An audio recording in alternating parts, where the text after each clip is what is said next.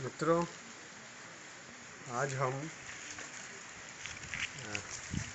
मड़वा महल शिव मंदिर भौरमदेव में उपस्थित हैं।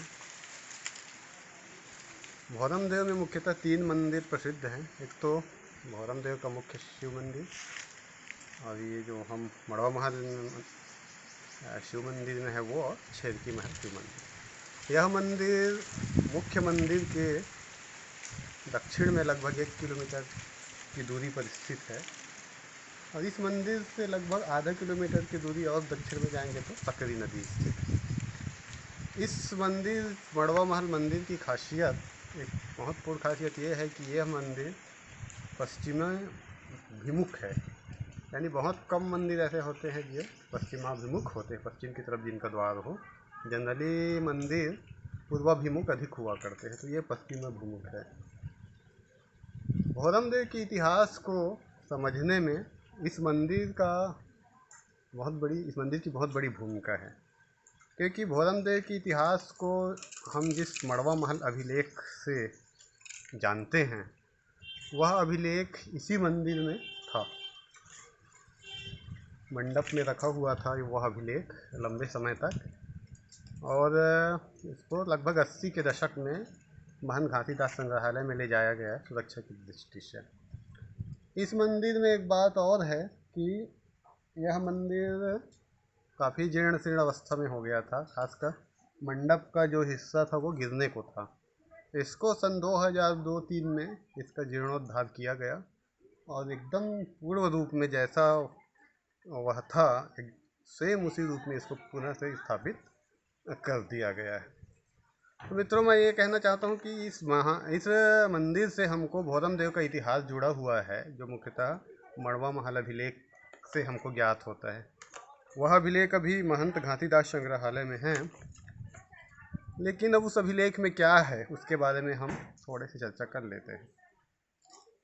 ऐतिहासिक दृष्टि से या सर्वेक्षणों में हमको इस मंदिर के बारे में सर्वप्रथम जेन्किंस की रिपोर्ट, जो 1825 में प्रकाशित हुई थी, उसमें प्राप्त होता है। उन्होंने मड़वा महल अभिलेख का जिक्र किया है और लिखा है कि स्टोन अंडर द मंडवा लूज सक विक्रम 1406 जय नाम संवत, यानी संवत 1406 का जो मड़वा महल अभिलेख है उसका जेन्किंस ने उल्लेख किया। बाकी उन्होंने मंदिर के स्थापत्य के बारे में कुछ नहीं लिखा है।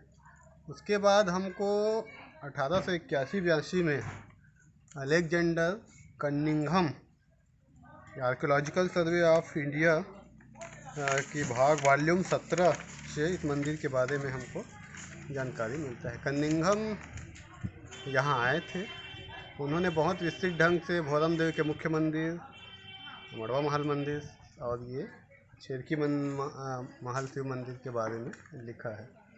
हालांकि ये शिव मंदिर है, लेकिन इसको लोकमानस में मड़वा महल के नाम से कहा जाता है। एक्चुअली मड़वा महल नाम पड़ने का कारण ये है कि ये इसका जो मंडप है, जैसे विवाह का मंडप होता है, खुला होता है, उसी प्रकार आप इस मंदिर के मंडप को देख सकते हैं, जो 16 स्तंभों पर आधारित है, खुला है। तो खुला होने के कारण मड़वा से या मंडप से समानता है, इसलिए इसको उस बाद में अभ्रंशित होकर वो मड़वा, आदिवासियों ने उनको मड़वा के रूप में ही देखा। और दूसरी बात, रामचंद्र का जो यहाँ से जो प्राप्त अभिलेख हुआ है 1349 ईस्वी का, उसमें उनके मंदिर को अंबिका देवी से, उन कलचुरी कन्या अंबिका देवी से उनके विवाह के उपलक्ष्य में बनाए जाने का जिक्र है। तो उससे भी एक विवाह की परंपरा इस मंदिर से जुड़ जाती है। ये इसका मड़वा नाम होने का कारण है। इस मंदिर के जो मंडप में अभिलेख था संवत 1406 1349 ईस्वी का, जो वर्तमान में महंत घासीदास संग्रहालय में है, इस अभिलेख से हमको फड़ी नागवंशी शासकों की वंशावली का पता चलता है। इसमें से हमको 24वें राजा रामचंद्र द्वारा लिखाया गया वह अभिलेख है, जो उनके विवाह के उपलक्ष्य में और इस मंदिर को बनाने और ग्राम दान देने के संबंध में, मंदिर के निर्वहन के लिए उस सब चीज़ों की जानकारी मिलती है। यह 1349 ईस्वी का अभिलेख है। ये ज्ञात तो था, जेन्किंस को भी ज्ञात था, कनिंघम को भी ज्ञात था, लेकिन कनिंघम ने इनका अनुवाद नहीं किया। कनिंघम तक इनका अनुवाद नहीं हो सका था। कनिंघम ने लिखा है कि मंडप में अभिलेख है, लेकिन उसको पढ़ा नहीं गया है। उसमें 22 राजाओं की, ऐसा उन्होंने कहा, हालांकि 24 है। बाद में इसको राय बहादुर हीरालाल ने अपने सर्वेक्षण के दौरान जितना वर्णन किया है, उन्होंने इससे स्पष्ट पता चलता है कि राय बहादुर हीरालाल ने उस अभिलेख को पढ़ा था और उसने एक बहुत बारीकी से जो उसमें अंतर्निहित बातों हैं उनका उन्होंने जिक्र किया है, राय बहादुर हीरालाल। लेकिन राय बहादुर हीरालाल की योजना में अभिलेखों का पाठ प्रस्तुत करना नहीं था, इसलिए उनके कार्यों में हमको अभिलेख का पाठ नहीं मिल पाता। बाद में सीताराम शर्मा जी ने 1980 के दशक में, 90 में उन्होंने जो शोध कार्य किया है, उन्होंने इस क्षेत्र का बहुत व्यापक सर्वेक्षण किया है, मंदिर के स्थापत्य के बारे में लिखा है, लेकिन उन्होंने भी अभिलेख का पाठ प्रस्तुत नहीं किया है। अभिलेख के पाठ अभी तक हमको अभिलेख का स्क्रिप्ट और उसका पाठ नहीं प्राप्त होता। उत्कीर्ण अभिलेख जो जैन एवं बालचंद है उसमें भी नहीं है। मिरासी जी ने कलचुरी कालीन बहुत से अभिलेखों का पाठ प्रस्तुत किया, लेकिन उन्होंने भी इसका अभिलेख का पाठ प्रस्तुत नहीं किया है। का कारण यह हो सकता है कि उनके काल के 50 के दशक में यह अभिलेख संग्रहालय में नहीं था, या और जो भी कारण हो। तो इसमें इस अभिलेख में लिखित बातों का हमको तो पता चलता है, लेकिन अभिलेख का पाठ अभी तक हमको श्लोक वाइज पूरा तरीका से हमको कहीं पे मिलता नहीं है। अब देखिए, राय बहादुर हीरालाल ने, जैसे हमने कहा कि इसने सभी बातों का है, अभिलेख को उन्होंने पढ़ा था और उसमें उल्लिखित बातों को उन्होंने जिक्र करता है। तो इसमें क्या क्या मुख्य बातें हैं हम आपको बताते हैं। पहली तो फड़ी नागवंशी रामचंद्र का विवाह है वंशी कन्या अंबिका देवी से हुआ था, ये इस अभिलेख में है। दूसरा, उस रामचंद्र ने एक शिव मंदिर का निर्माण किया था, जो कि अभिलेख इसी शिव मंदिर में प्राप्त हुआ है। इसी मंदिर में प्राप्त हुआ है, तो जाहिर है वह जिस शिव मंदिर के निर्माण का जिक्र है वो मड़वा महल शिव मंदिर ही होगा। वैसे भी जो मुख्य मंदिर है वो 11वीं-12वीं शताब्दी का है, और यह मंदिर स्थापत्य की दृष्टि से भी 13वीं-14वीं शताब्दी का है, और 1349 की दृष्टि से भी इसकी संगति बैठ जाती है।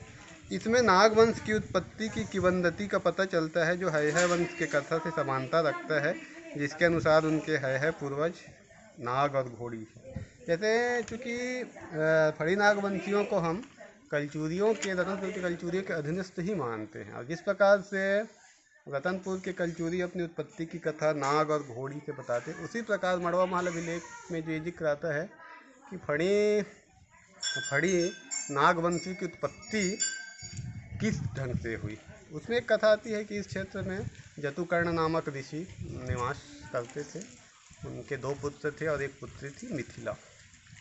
वो मिथिला किसी नाग या सर्प के संपर्क में आई और उनसे उनका प्रेम हो गया कह लेंगे।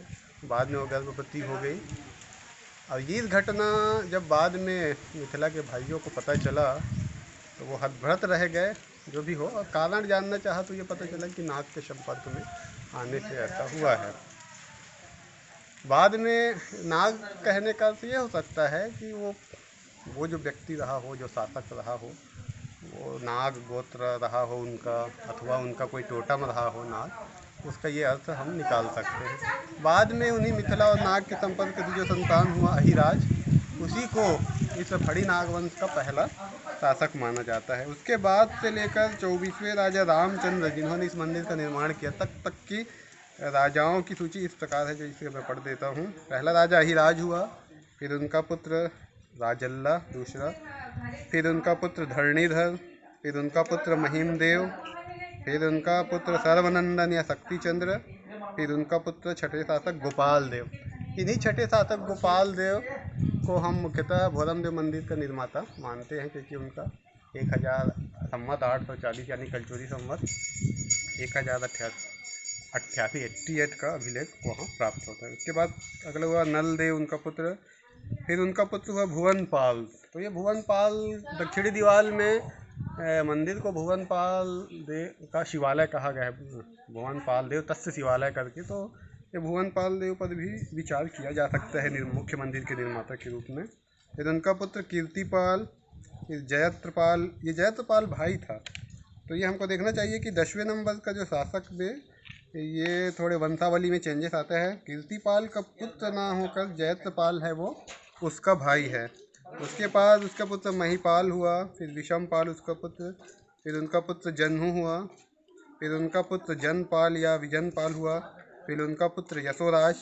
15वें नंबर का शासक इसी यशोराज या जसराज देव का अभिलेख बोरिया से और सहसपुर से जो अभिलेख प्राप्त हुआ, ये यही यशोराज या जसराज है। फिर उनके बाद कन्नड़ देव या वल्लभ, फिर उनके पुत्र लक्ष्मी वर्मा, फिर उनके पुत्र खड़क देव, फिर उनके पुत्र भुवनकमल, फिर उनके पुत्र अर्जुन देव, फिर उनके पुत्र भीम, फिर उनके पुत्र भोज, ये 22वें। अब 23वें नंबर के शासक जो लक्ष्मण हैं वो भोज के पुत्र ना हो के लक्ष्मी वर्मा, जो 17वें नंबर के शासक हैं, के भाई के पंथी, यानी लक्ष्मी वर्मा सॉरी जो लक्ष्मण है वो लक्ष्मी वर्मा के भाई के पंथी हैं।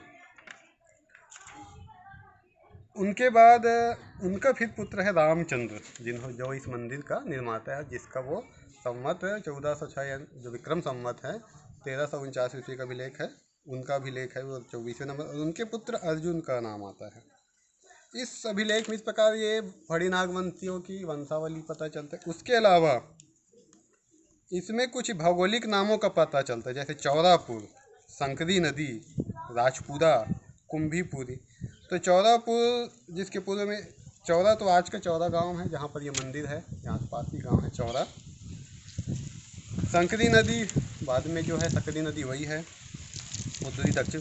रजपुरा गांव को देवता के भोग राग के लिए प्रदान किया, यानी देवता के भोग के खर्च के लिए एक गांव दिया गया था रजपुरा, राजपुरा नाम है इसमें। तो हम देखते हैं कि दक्षिण में थोड़ी दूर जाने पर रजपुरा नामक गांव है, वही गांव है। और एक और गांव का पता चलता है कुंभीपुर। कुंभीपुर के बारे में हमको ज्ञात नहीं हो पाया है अभी तक कि ये गांव कौन सा है। अवश्य यही आसपास का कोई गांव होगा, इस नाम से नहीं जाना जाता या उजड़ गया हो। तो कुंभीपुर एक गांव आता है जिसके बारे में हम नहीं बता पा रहे हैं। यह गांव जो था कुंभीपुर, उसी महेश नाम के ब्राह्मण को अग्रहार के रूप में दिया गया, यानी महेश नामक एक ब्राह्मण था, इस अभिलेख से पता चलता है, जो इसके पुजारी रहे होंगे, उनको उनके जीवन निर्वाह के लिए अग्रहार, जिसको भूमि दान कहते थे, उसके लिए उनको दिया गया था वो कुंभीपुर, जिस गांव का पता नहीं चलता। और इस अभिलेख जो है मड़ौमहल अभिलेख का पद्य जो श्लोक बनाए थे वो दक्षिण का ब्राह्मण विट्ठल नाम का दक्षिण का कोई ब्राह्मण था, उन्होंने बनाया था। और विक्रम शक संवत जय नाम संवत ऐसे लिखा है, तो उसमें शक और जय नाम का तो कुछ खास महत्व नहीं है, विक्रम ही संवत है ये हुआ। तो ये हमने थोड़ी सी मंदिर के इतिहास के बारे में बताया। इसके बाद हम थोड़ा सा मंदिर की स्थापत्य के बारे में देखते हैं। तो ये जो मंदिर है 16 स्तंभों पर मंडप और गर्भगृह 2 भागों में बटा हुआ है। ये बाहर जो हम है वो मंडप में है 16 स्तंभों में। मैंने बताया कि पहले जीर्णोद्धार में ध्वस्त हो रहा था, 2002-03 में इनका जीर्णोद्धार किया गया है। आप देख सकते 16, ये सब भारवाहक है, भारवाहक की मूर्तियां हैं। ये मुख्य स्तंभ है और बाकी का देखेंगे तो कुछ जो है आधा, यानी जो 4 स्तंभ बीच के वो बड़े थे और जो किनारे के स्तंभ हो किसी बेस पे रखे हुए हैं। ये स्तंभ है, ये सामने नंदी है, इनके सामने छोटा सा और स्तंभ है। इसकी जो द्वार शाखा है मंदिर की, द्वार चौखट काफ़ी ब्लैक प्रस्तर निर्मित काफ़ी अलंकृत है। ये ललाट बिंब में गणेश की मूर्ति है। किसी भी मंदिर के ललाट बिंब से उस गर्भगृह के देवता के बारे में पता चल जाता है। जैसे शिव मंदिर है तो ललाट बिंब में जनरली शिव परिवार के ही किसी सदस्य की मूर्ति होती है। ये देखिए मध्य भाग जो है ज्यामिति रेखाओं से अलंकृत है। और ये जो नीचे में ये शिव है और ये घट धारणी है और ये चमर धारणी है बाजू में। तो ये घट धारणी में घट रखने का अर्थ ये होता है कि मंदिर के गर्भगृह में जाओ तो आप जल से शुद्ध हो जाए। ऐसा करके मंदिरों में घट धारणी की मूर्ति बनाई जाती है। इसी इधर भी देखिए ये शिव हैं, ये घट धारणी है, और ये प्रतिहार या जिनको अपन दरबारी कहते हैं मंदिरों का वो है, और ये नाग पुरुष है। इधर देखिए, इधर बाएं तरफ ये नाग की भी, तो इसमें फड़ी नाग वंशियों की नाग से संबद्धता के बहुत से प्रमाण हैं। अब ये इस मंदिर की एक खासियत ये भी है कि गर्भगृह काफी गहरा है, काफी गहरा है। देखेंगे तो छह सीढ़ी, 6 फुट तो कम से कम होगा ही। तो ये जलहरी है, इनका जो प्रणाली है उत्तर की ओर है। जल गहरी में जो शिव है इसके हिसाब से प्राचीन प्रतीत नहीं होता, यानी पहले कुछ कोई और शिवलिंग यहाँ रहा होगा ऐसा पता चलता है। ये आले हैं, यहाँ पे बहुत देवता रहा होगा पहले, ये आले सामान रखे हुए। और ये आप बड़े बड़े ग्रेनाइट पत्थरों की बहुत बारीकी से जोड़ाई को आप देख सकते हैं, और इनका जो गर्भगृह के ऊपरी जो डोम है उसको भी आप देख सकते हैं। इसमें काफ़ी अंधेरा रहता है, लाइट के कारण अभी हमको रोशनी दिखाई दे रही। ये गर्भगृह हुआ। अब हम मंदिर के बाहरी दीवार, इस मंदिर में बहुत सी लोग मानस में कथाएं रहती हैं, 6 माह की रात 6 माह का दिन प्रकार की लोक स्मृति में बातें रहती है। तो पौराणिक काल से बातें चली आई हैं, उनका कुछ मिथकी अर्थ अवश्य हो सकता है, कोई व्यवहारिक अर्थ तो हम नहीं कह सकते। और एक बात कहते हैं कि जैसे यहाँ भाई बहन को नहीं आना चाहिए, तो वो एक सामान्य सी बात है, काम कला से संबंधित मूर्तियाँ हैं, तो एक नैतिक मापदंड के दृष्टि से हो सकता है। काम कला की मूर्ति देख सकते हैं, ये पहली जो मूर्ति है इसमें तो संतानोत्पत्ति को दिखाया गया है, बाकी तो ये मिथुन मूर्तियाँ हैं, देख सकते हैं। मिथुन अलग अलग भाव भंगिमा में हैं। इनमें आप ये देख सकते हैं कि एक तो कला का क्षरण है, यानी 13वीं-14वीं शताब्दी है। द्वार शाखा में जो कलात्मकता एक तो पत्थर की क्वालिटी के कारण भी है, और बाद में 13वीं-14वीं शताब्दी में एक प्रकार से कला का ह्रास भी माना जाता है, इसलिए मुख्य मंदिर जैसे इसमें कलात्मकता नहीं दिखाई पड़ती है, जो पत्थरों का क्षरण भी होता रहा है। ये मंदिर में भी देखेंगे तो ऊपर कलश विहीन है। अवश्य ये पूर्व में जब बना रहा होगा तो कलश रहा होगा, लेकिन समय अंतराल में ध्वस्त हो चुका है। पूरी मैसूर मूर्तियाँ हैं, 2 स्तरों में है, जंघा में, और ऊपर जाने पर ये काफ़ी सादी है। तो मूर्तियाँ हैं, कलात्मकता तो बहुत खास नहीं दिखाई पड़ती। और ये इसका जीर्णोद्धार भी हुआ है आलों में। मिथुन मूर्ति के अलावा भी कुछ योद्धा भी दिखाई पड़ रहे हैं अलग अलग रंग में। पत्थरों के ऊपर बस एक प्लास्टर अथवा पॉलिश के भी कहीं कहीं अंश दिखाई पड़ते हैं। ये तीनों तरफ इसका कला वाद्य यंत्र बताते हुए है, यहाँ पर भी वाद्य यंत्र के साथ हैं। कम मूर्तियाँ हैं यहाँ मुख्य मंदिर की तुलना में, जो भी हैं अधिकतर काम कला से संबंधित है या योद्धाओं की मूर्ति है। तो ये बाहरी है। और इधर मंदिर परिसर को दूर से भी देखें। यहाँ हम एक चीज़ और दिखाना चाहते हैं कि यहाँ पर सती स्तंभ भी काफ़ी मूर्तियाँ हैं, हम उसको भी देखते हैं।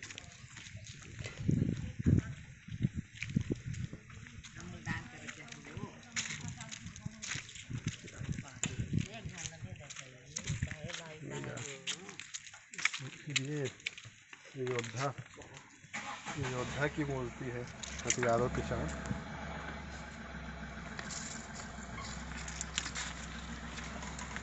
ये सती स्तंभ में जैसे ये पुरुष है और 2 स्त्री है, तो इस पुरुष की जब निधन हुआ होगा तो इसके साथ 2 स्त्री सती हुए होंगे।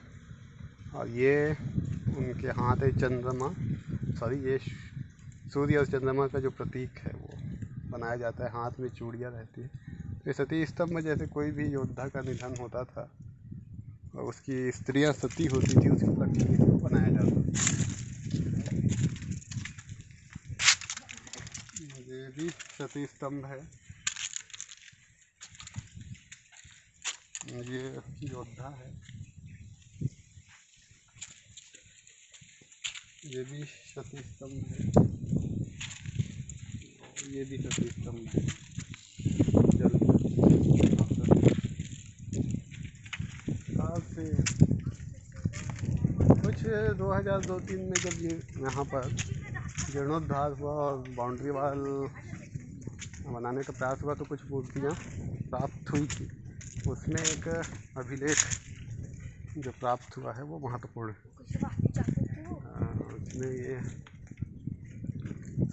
ये भी सती स्तंभ ही है। ये योद्धा है कि 2 पत्नियां हैं तो वहाँ से चांद तारे हैं। ये सती स्तंभ सती इससे जो सती स्तंभ है वो यहाँ पर ये भी सती स्तंभ है। अधिकतर 14वीं-15वीं शताब्दी के दिखाई पड़ते हैं। ऐसा प्रतीत होता है कि 14वीं-15वीं शताब्दी के बाद फड़ी नागवंशियों का पतन हो जाता है इस क्षेत्र से और गढ़ा मंडला के गौड़ शासकों का आधिपत्य 14वीं-15वीं शताब्दी से इधर अधिक हुआ है, ऐसा हमको प्रतीत होता है। उसी दौरान कलचुरियों का प्रभाव कम हुआ और कलचुरी संवत को छोड़ के विक्रम संवत का प्रयोग सती स्तंभों में दिखाई पड़ता है। ये भी सती स्तंभ ही है ऊपर से। इसके बाद ये जो एक अभिलेख है ये महत्वपूर्ण है। ये अभिलेख जो था 2002-03 में मलबा यानी बाउंड्री वाल के उत्खनन के दौरान प्राप्त हुआ था और इस अभिलेख में जो पाठ है उसको श्री राहुल सिंह ने इसको प्रकाशित कराया था। उत्कीर्ण लेख में है, वर्तमान में इसका पाठ है। देखो इसमें ये संवत है 1407 संवत 1407 वर्षे है। संवत 1407 वर्षे 11 है सोमे सौत डगरे। फिर ये देखिए फड़ी वंश, यहाँ पर हमको फड़ी नाम वंश का स्पष्ट पता चल रहा है। फड़ी वंश राजे सरदा, फड़ी वंश राजे सरदा। उसके बाद तेगार्य के बाद है राजेन। ये तेगार्य राजेन मही संभव यहाँ धर रहा होगा मही। फिर देखो पुत्र श्री महाराज सतीम, महाराज सतीम ही जान पड़ता है। फिर ये रनम है यहाँ पर। रनम के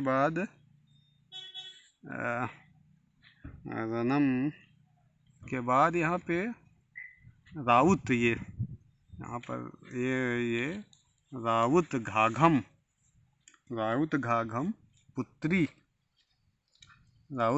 पुत्री दुई, ये ई है। दुई कुल उधरे मतलब उद्धारे, सहगमन, ये सहगमन है दुई। यानी ये भी एक सती स्तंभ है। इसमें दुई कुल उघरे यानी दुई कुल के उद्धार के लिए कोई स्त्री सती हुई है, इस बात का यानी राउत घाघम की पुत्री के सहगमन। यानी इसमें राउत घाघम की पुत्री ने अपने पति के मृत्यु के उपलक्ष्य में सती हुई थी, सहगमन उसका उपलक्ष्य में लगाया गया था। इसमें फड़ी नागवंश के अज्ञात राजाओं की जानकारी होती, जैसे राजे सरदा, राजेन महीधर, महाराज सतीम। ये इन राजाओं का जिक्र हमको चूँकि मड़वा महल अभिलेख में आने नहीं मिलता, तो ये अभिलेख बाद के राजाओं का हो सकता है, क्योंकि ये संवत 1407 का ये अभिलेख है। इस प्रकार ये मड़वा महल अभिलेख की काफ़ी महत्वपूर्ण है फड़ी नागवंशियों के इतिहास और कला के दृष्टि से। ये हमने पूरी जानकारी आपको प्रस्तुत की है। इसमें मेरे साथ मेरे सहयोगी श्री महेश आमदे जी कैमरा का संचालन कर रहे थे। तो आज मित्रों इस मंदिर के बारे में बस इतना ही। धन्यवाद।